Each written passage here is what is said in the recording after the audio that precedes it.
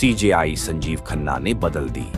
पुरानी व्यवस्था अब मामलों की जल्दी सुनवाई के लिए वकीलों को करना होगा। ये काम भारत के मुख्य न्यायाधीश जस्टिस संजीव खन्ना बन चुके हैं और पहले ही दिन उन्होंने 45 मामलों की सुनवाई भी कर डाली। इसके साथ साथ उन्होंने मंगलवार को कहा कि किसी भी मामले में जल्द सुनवाई की मांग मौखिक तौर पर नहीं सुनी जाएगी। इसके लिए अब वकीलों से उन्होंने ईमेल या लिखित पत्र भेजने के लिए कहा है।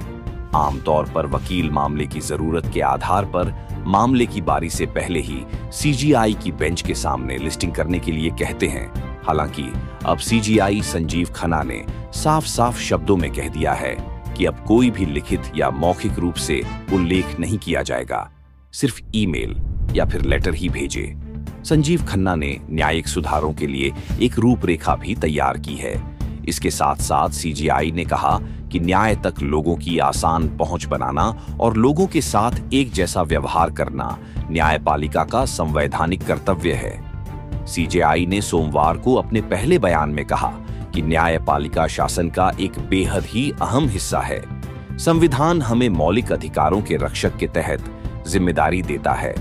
मुख्य न्यायाधीश ने कहा कि समान व्यवहार करने के मामले में सभी को न्याय देने का सही मौका देना जरूरी है, चाहे उनकी शक्ति या स्थिति कुछ भी हो।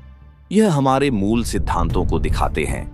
इसके साथ साथ संजीव खन्ना ने न्यायपालिका के सामने आने वाली चुनौतियों की भी पहचान की। इसमें केस बैकलॉग को कम करने, मुकदमेबाजी को किफायती बनाने और मुश्किल कानूनी प्रक्रियाओं को आसान बनाना भी शामिल है। साथ ही साथ उन्होंने यह भी माना है कि न्याय प्रणाली को सभी लोगों की जरूरतों को पूरा करना चाहिए। सुप्रीम कोर्ट ने एक बयान में कहा कि सीजेआई का मकसद एक सटीक दृष्टिकोण को अपनाना है। इसमें यह भी कहा गया कि लोगों के लिए फैसले को समझना और मध्यस्थता को बढ़ावा देना भी पहली प्राथमिकता होगी। सीजेआई खन्ना ने मामले के समय को कम करने पर भी जोर दिया। उन्होंने कहा कि कानूनी प्रक्रियाओं को लोगों के लिए सरल बनाना भी मकसद है। इसके अलावा मुख्य न्यायाधीश संजीव खन्ना ने कोर्ट रूम में इकट्ठा हुए वकीलों से धन्यवाद कहा। पहले ही दिन आपको बता दें, सीज ने 45 सूचीबद्ध मामलों की सुनवाई की। इनमें ज्यादातर वाणिज्यिक मामले थे। चीफ जस्टिस ऑफ इंडिया की अध्यक्षता वाली बेंच में मध्यस्थता निर्णय के खिलाफ राज्य सरकार की अपील पर सुनवाई से इनकार कर दिया था। जिम राज्य सरकार को मॉरिशस स्थित एक कंपनी को वादा किए गए कर प्रोत्साहन के तहत भुगतान करने को कहा गया था।